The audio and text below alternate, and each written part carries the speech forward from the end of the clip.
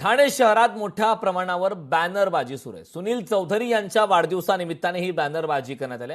शहरात ठिकठिकाणी नियमांचं उल्लंघन करत बॅनरबाजी करण्यात आली। याचाच आढावा घेतलाय आमचे प्रतिनिधी मनीष गांगुर्डे यांनी।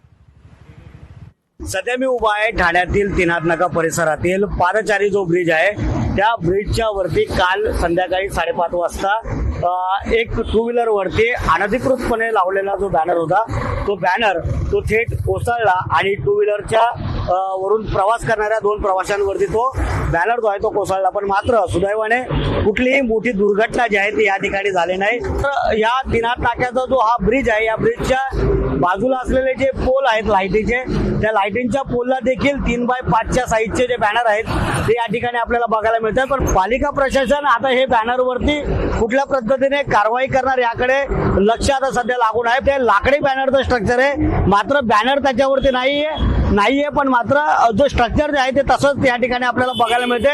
हे स्ट्रक्चर देखील कुठल्याही क्षणी जर हे वरतून खाली पडू शकतं आणि खालून जाणारे जे वाहनं आहेत त्यांच्यावरती हे जर पडलं तर मोठा अपघात होण्याची शक्यता नाकारता येत नाही। मात्र पालिका प्रशासन असेल किंवा वाहतूक विभागाकडून या अनधिकृत होल्डिंग ज्या लावल्या जातात त्यांच्यावर मात्र कुठल्या पद्धतीची कारवाई ही केली जाणार का हे पाहणं महत्वाचं ठरणार आहे। मनीष गांगुर्डे, लोकशाही मराठी, ठाणे।